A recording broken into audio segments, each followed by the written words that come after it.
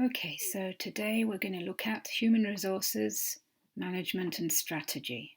Donc en fait, cette partie-là comprend le module suivant dans le programme, mais nous n'aborderons pas toutes les parties de ce module.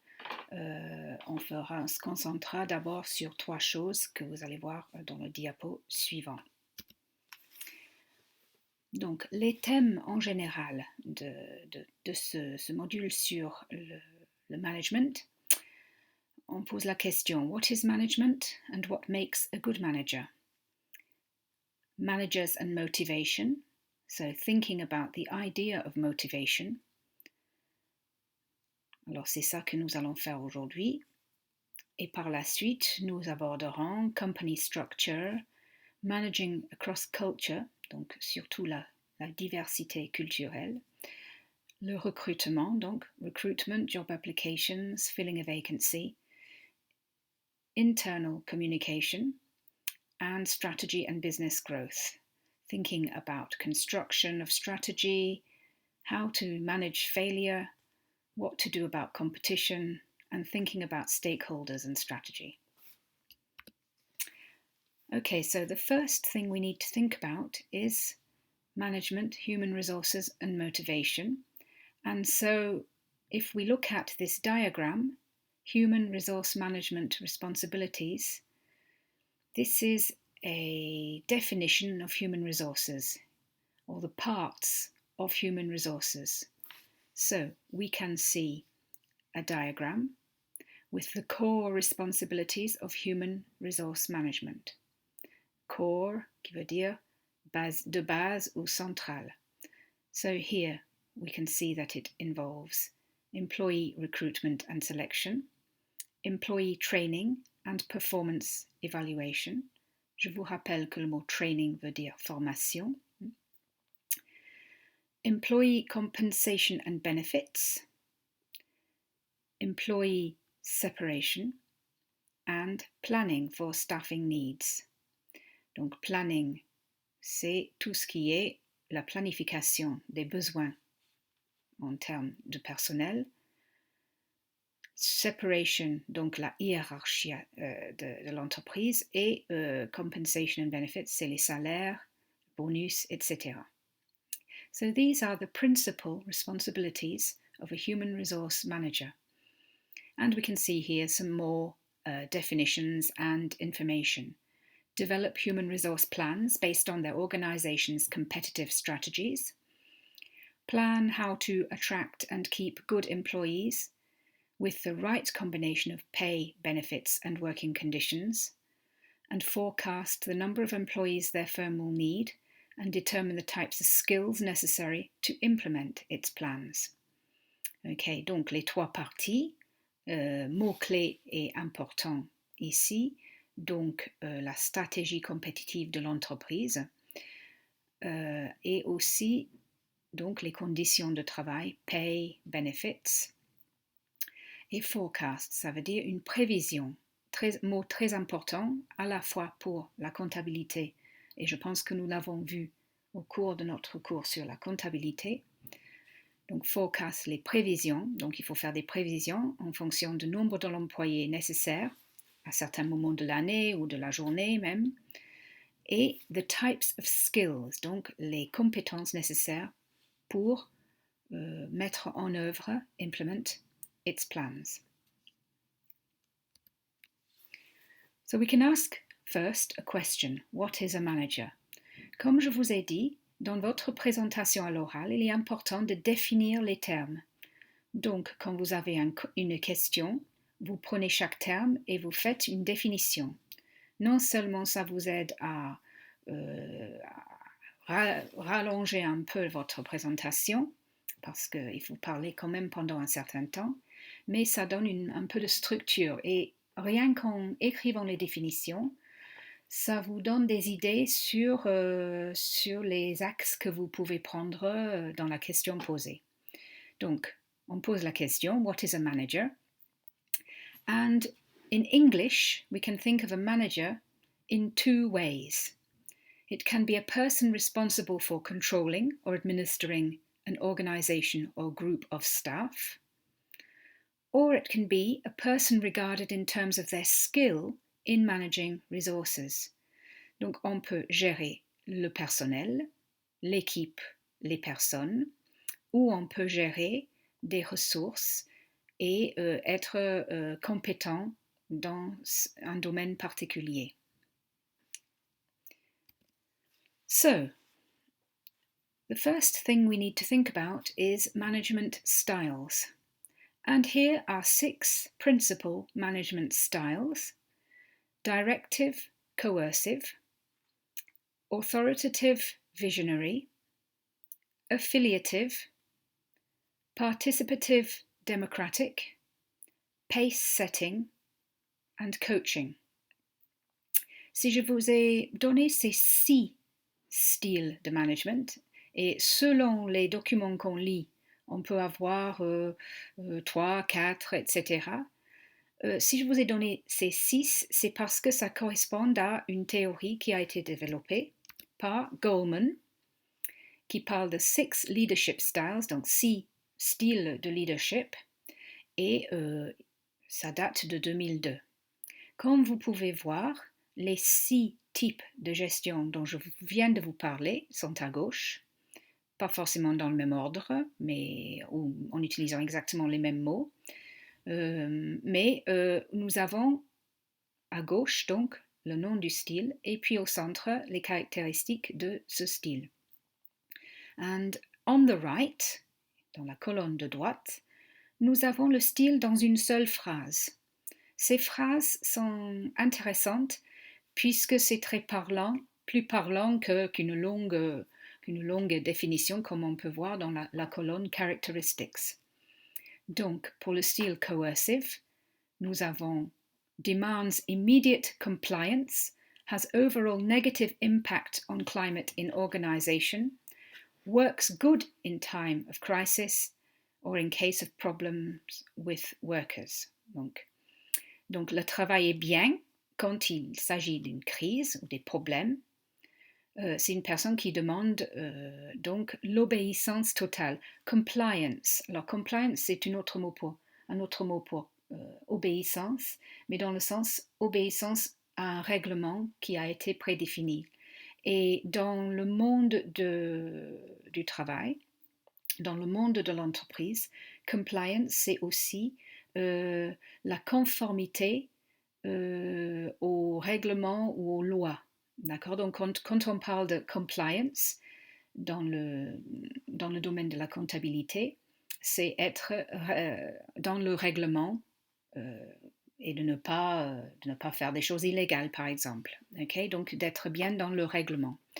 Quand il s'agit de production, donc si on est producteur, par exemple, on va dire, d'un produit à manger, on doit être compliant, obéir aux compliance en ce qui concerne les règlements de hygiène et production, par exemple. So a coercive manager is someone who simply says, do what I tell you.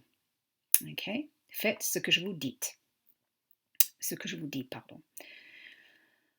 Authoritative style is another type of management, mobilizes people towards vision and works especially good. Alors, excusez l'anglais les définitions sont bonnes, mais le langage est pas très bien, especially well, je le dirais, plutôt que good, if new vision or new direction is required. Donc, c'est quelqu'un qui inspire. Nous avons le mot vision, okay, a visionary style. Come with me. I will show you what to do. The affiliative style, that concentrates on harmony and emotional bonds between people. People come first. A democratic style, donc c'est le consensus, forges consensus through participation. Okay, donc, what do you think? On pose la question à tout le monde et on sollicite des réponses et on choisit un chemin qui suit à l'intervention de tout le monde. pace setting, c'est donner de très hauts standards de performance et de travailler avec des gens motivés et très compétents. Okay? Getting quick results. Do it as I do now. Donc, pace setting. Si vous pensez au mot pace setting, vous avez le mot pacemaker que vous connaissez qui règle le rythme cardiaque. Donc, c'est une idée de donner le rythme. Okay? Nous avons aussi un pace setter. C'est dans, par exemple, le Tour de France, vous aurez une équipe dont la responsabilité d'une de ces personnes est de donner le rythme au début, jusqu'à ce que la course soit vers la fin, et après, c'est celui qui est le plus fort qui va prendre le devant. D'accord? Donc, pace setting, c'est donner le pas, donner le rythme. Pace setting. Et coaching, c'est comme le coach, c'est comme quelqu'un qui forme les autres. C'est basé sur aider les autres à atteindre une performance meilleure. Try this. Okay? So, if we look at the authoritative style, I'm going to give you an example. We have the example of Donald Trump, who is a businessman who centralizes his decision-making and wields absolute power. Je ne parle même pas de son attitude en tant que président des États-Unis, mais son attitude dans son entreprise. He involves himself with the minutest of details of his business and, et c'est très important cette dernière phrase, limits inputs from a select few in his team. Ça veut dire il limite les contributions de quelques personnes bien sélectionnées de son équipe. C'est-à-dire il aura autour de lui une équipe limitée de quelques personnes dans lesquelles il a absolument confiance, et il n'acceptera pas d'idées de qui que ce soit d'autre. Do it the way I tell you. An example of an authoritative or visionary style, bien sûr, nous avons déjà travaillé sur Carlos Ghosn.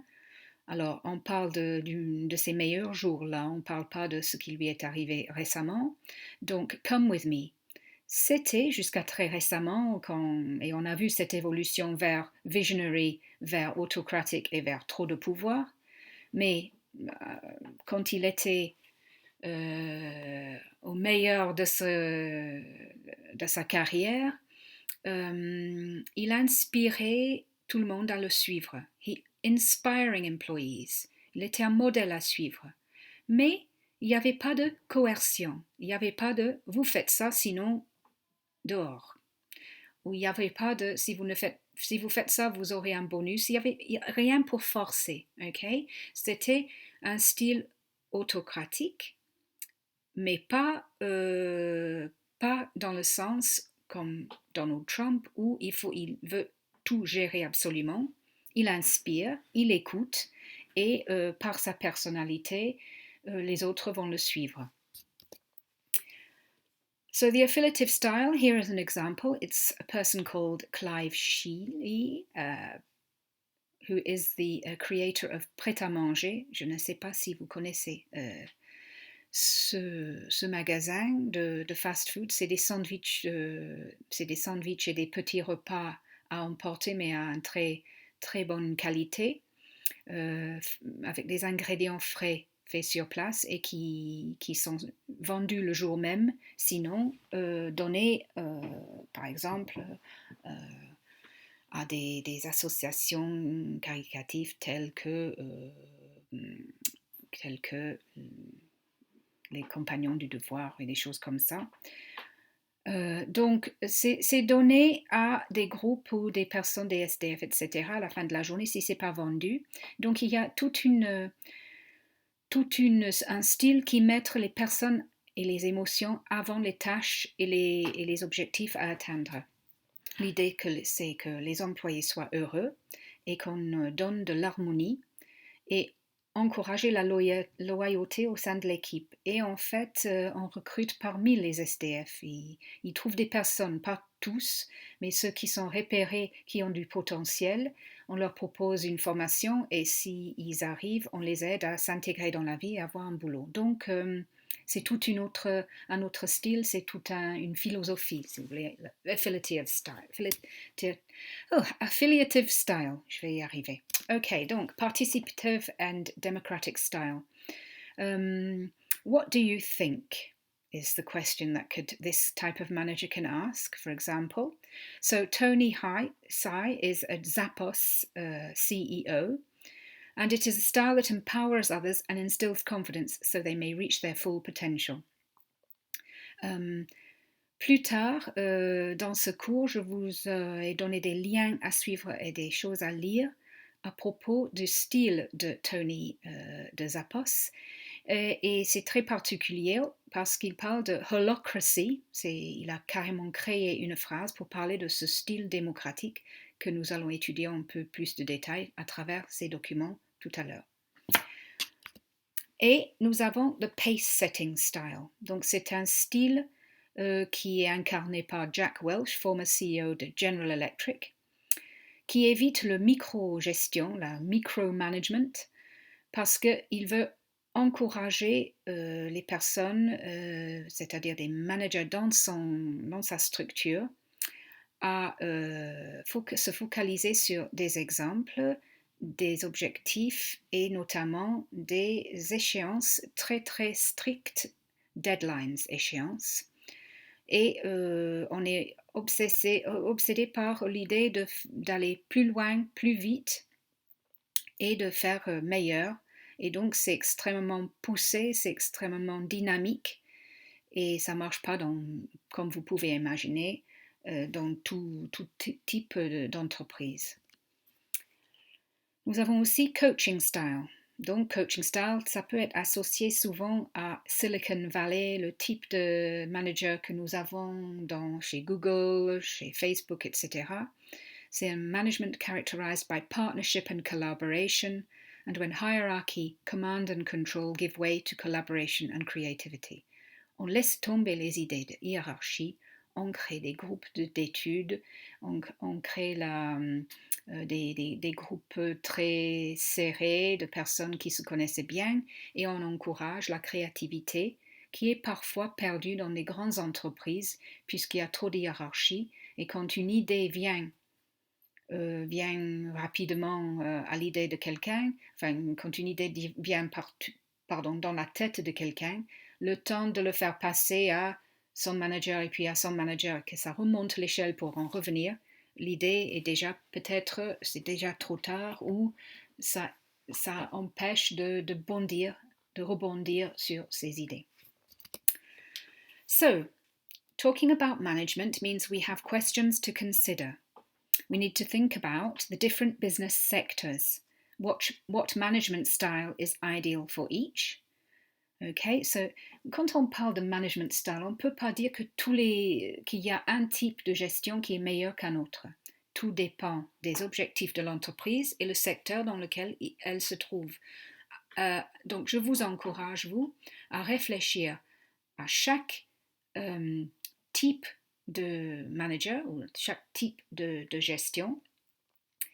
Une fois que vous aurez lu en plus les documents que je vous ai mis en pièces jointes, et pour chaque type de gestion, à vous de penser à quel secteur il correspond le mieux.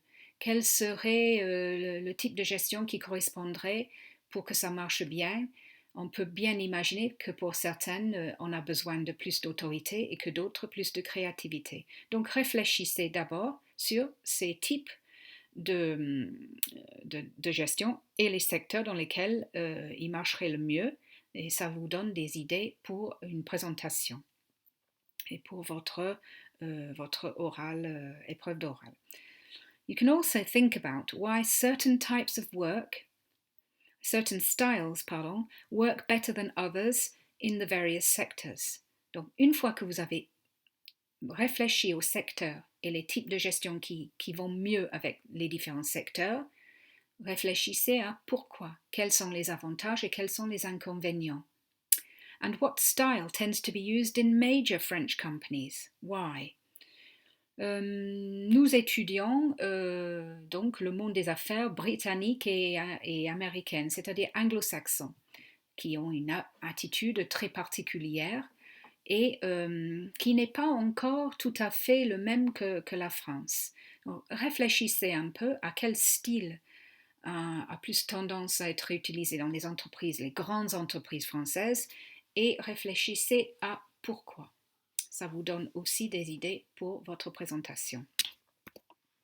Maintenant, une fois qu'on a réfléchi au type de management qu'il faut pour une entreprise, on peut aussi réfléchir sur l'idée même de la motivation. Vous vous rappelez qu'au début, je vous ai dit de définir les termes. Vous pouvez aussi le faire pour l'idée de la motivation. Et si je vous disais que la motivation est assez complexe, c'est-à-dire la motivation tout court, si on regarde dans un dictionnaire, on a the reason or reasons for acting or behaving in a particular way, les raisons d'agir ou de se comporter d'une façon particulière. Mais la motivation a deux axes. On a l'idée de intrinsic motivation, c'est-à-dire faire quelque chose parce que personnellement, ça vous plaît, ça vous apporte quelque chose. Extrinsic motivation, c'est quand on fait quelque chose parce qu'on veut gagner quelque chose ou éviter d'être puni. Et donc, ça peut être, par exemple, gagner son salaire, gagner une promotion, éviter d'être viré carrément ou éviter d'être châtié par son directeur, etc. Donc, l'idée, c'est de réfléchir sur ces deux axes de motivation. Vous avez ici un diagramme où vous avez 3 cercles, donc Venn diagram, avec extrinsic motivation, intrinsic motivation et une définition de chaque côté. Donc, extrinsic motivation influenced by external elements like salary, incentives or a job title. Pour dire je suis le directeur du machin, parfois c'est important pour les gens. Sinon, nous avons intrinsic motivation, inside out. Donc là, c'était outside in. Là, c'est inside out. Your motivation is influenced by the task itself, the satisfaction of completing or working on a task. Donc, c'est la satisfaction, le plaisir que vous éprouvez en faisant votre travail. Et vous avez, chacun d'entre nous a une motivation capability, ce qu'on pourrait appeler ici, là où les 3 choses se rejoignent, motivation factor, c'est ce qui nous mobilise dans notre motivation. Et notre motivation capability, c'est la capacité personnelle à identifier ce qu'on a envie de poursuivre et pourquoi, qu'est-ce qu'il faut éviter pour rester motivé. Donc chacun a la capacité d'être plus ou moins motivé et de savoir et de reconnaître ce qui peut nous motiver et ce qu'il faut éviter pour ne pas être motivé. Donc, et on peut réfléchir à ça même pendant cette période de confinement. On peut se dire, je sais que je risque de m'enlacer, de ne plus avoir d'énergie, donc il faut que je me motive pour. Donc ça fait partie de motivation capability. Il faut que je me motive pour faire du sport, il faut que je me motive, il faut que je me lève le matin. Donc être conscient des facteurs qui vont nous aider ou qui vont nous empêcher d'être motivés. C'est ça l'idée de motivation capability. Donc, pour explorer un peu plus l'idée de intrinsic versus extrinsic motivation, why we do what we need to do. On the left, intrinsic, something in you personally. It's because of the interest and enjoyment in the task itself. Donc, enjoyment, plaisir, purpose, objectif, mais pas objectif venu de l'extérieur, objectif qui est personnel. Pourquoi je veux faire ça? La possibilité de se développer, le développement personnel, growth, la curiosité tout simplement, passion, self-expression and fun. Ou we need to do also extrinsic motivation because we want promotion, a pay raise, we want more money, bonus, benefits, prizes, winning and perks. Perks, donc c'est les avantages qu'on peut avoir à son travail. Donc, why do employees need to be motivated? Well, it's logical, it's just common sense. Mais malgré l'idée du sens commun, de tout ce qui est tout à fait logique, c'est quand même étonnant que la plupart des entreprises, non, il ne faut pas dire la plupart, que beaucoup d'entreprises ne prêtent pas assez attention à la motivation des employés. Mieux qu'autrefois, mais quand même, on peut encore faire des progrès, malgré le fait que ça paraît tout à fait évident que if employees feel happy and motivated, they will perform better. Unhappy employees, on the contrary, can negatively impact on a company. Donc, si vos employés sont heureux, ils vont avoir une meilleure performance, et s'ils ne sont pas heureux, ils peuvent avoir une performance moindre, mais aussi carrément mettre les bâtons dans les roues. Okay? Donc, l'idée de employee motivation is very important, but you need to think about what is motivation. Donc, voilà, motivation. Comme d'habitude, il faut définir les termes. Et lack of motivation leads to. Donc, manque de motivation, lack of motivation, leads to, mène à quoi? Provoque quoi? Higher employee turnover, lower levels of engagement, poor communication, diminished productivity, and poor customer service, all of which are potentially toxic for a company and can ultimately affect profits. Donc, quand on dit turnover tout seul, vous vous rappelez, c'est le chiffre d'affaires. Quand on dit employee turnover, c'est le turnover. Donc, une turnover plus élevée dans l'entreprise, réfléchissez à pourquoi c'est mauvais, pas seulement en ce qui concerne le fonctionnement de l'entreprise, mais aussi carrément en ce qui concerne les bénéfices. Si on est obligé de reformer d'autres employés, si on est obligé de recruter, si on est obligé de reformer des équipes, tout ça coûte du temps et de l'argent. Donc, high employee turnover, ça donne une image d'une entreprise qui fonctionne ou parce qu'ils ont des demandes différentes en cours d'année, donc un travail qui est très saisonnier. Dans ce cas-là, le turnover est très élevé parce qu'à certains moments, les gens sont là et à d'autres moments, ils ne le sont pas. Mais si c'est dans une entreprise qui normalement n'a pas cet aspect saisonnier, c'est la sonnette d'alarme. Ça veut dire que les employés ne sont pas contents, ils partent très rapidement, et donc tout ça, ça coûte de l'argent à l'entreprise et ce n'est pas une bonne idée. Lower levels of engagement, donc l'engagement, poor communication, etc. Tout ça se traduit par une baisse des bénéfices. Donc, human resources, in fact, is what? It is a balance between company costs and productivity. Because any intervention which improves the motivation of your employees, so for example, a good salary, extra holidays, perks, a nice canteen, whatever you may consider as a motivation to make your employees' lives better, costs money to the company. Okay, so you need to balance these against the productivity.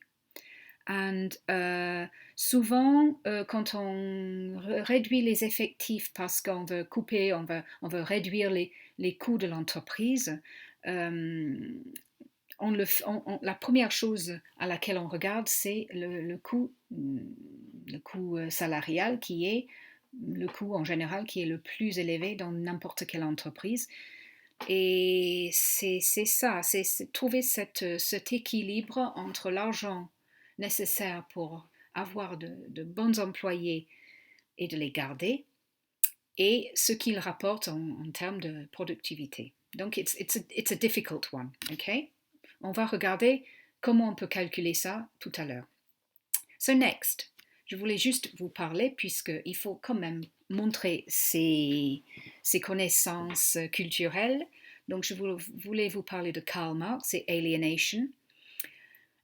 C'est l'extrême de l'idée que l'employé qui n'est pas heureux ne donnera pas le meilleur de lui-même. Et si on parle de alienation dans le sens marxiste du mot, c'est l'idée de loss of humanity in the workplace, feeling like a cog in a machine, donc la manque d'humanité au travail.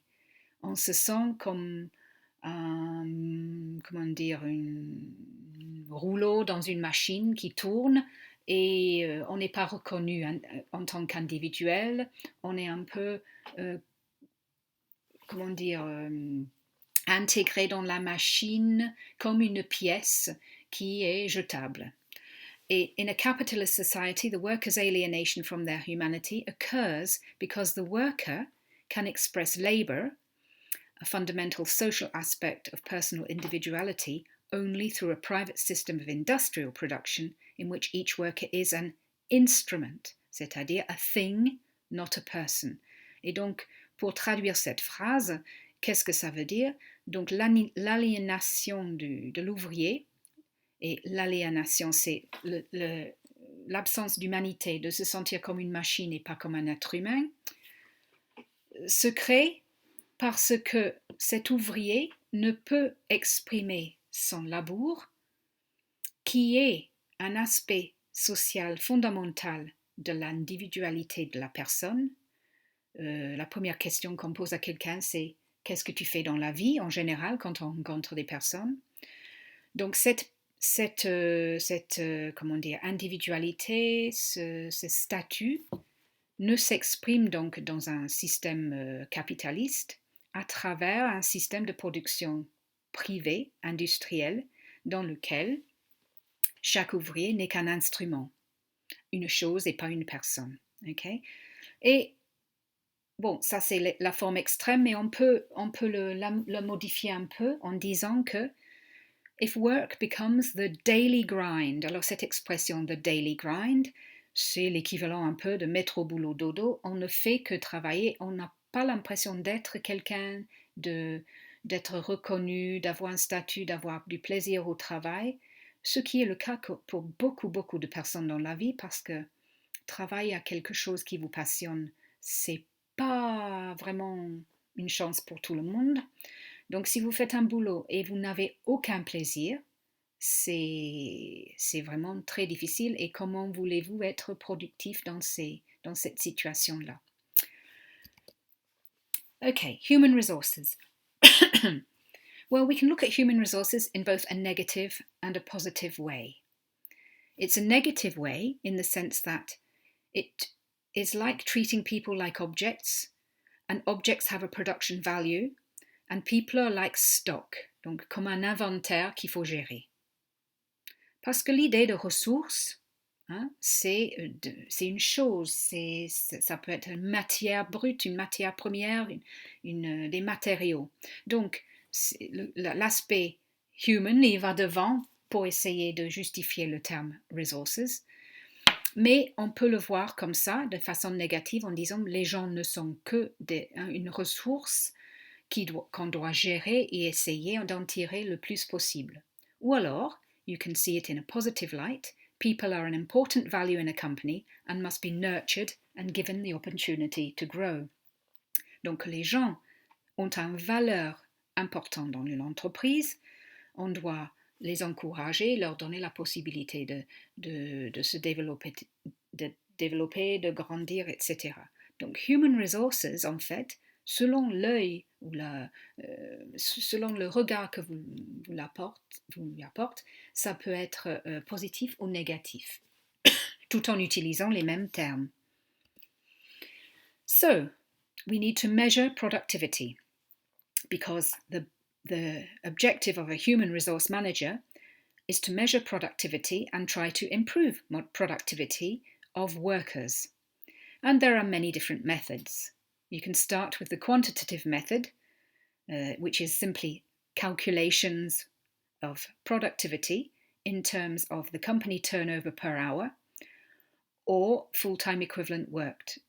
Donc, full-time equivalent, c'est l'équivalent d'un temps plein, donc 35 heures. Donc, vous pouvez faire des tranches de 35 heures et calculer par tranche de 35 heures un chiffre qui représente le rendement par full-time equivalent, par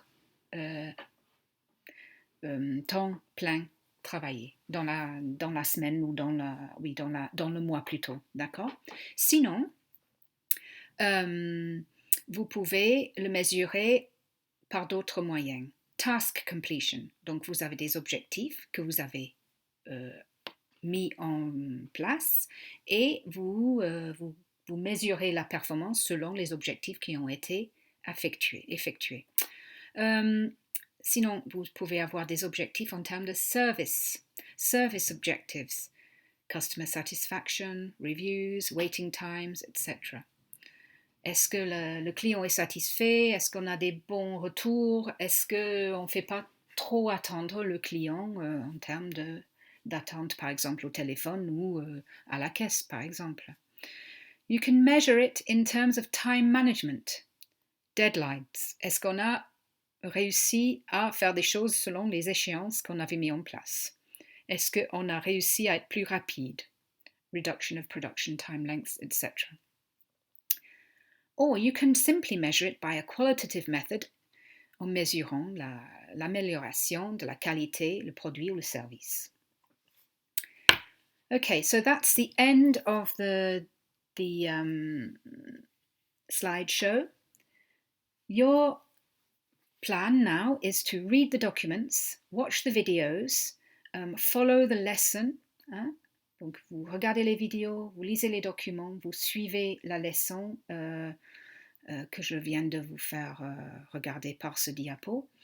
Et vous réfléchissez donc sur la question de la productivité et des ressources humaines. D'accord? Donc, une fois que vous aurez lu les documents et répondu aux questions, ça vous fait un travail de préparation. Et à un autre moment, on va essayer de se connecter et de faire peut-être une discussion par visioconférence. Mais d'abord, il faut que vous travaillez ce cours et la question que je vais vous poser dans le document que vous allez trouver dans le mail que je vais vous envoyer. Allez, bon courage à tous.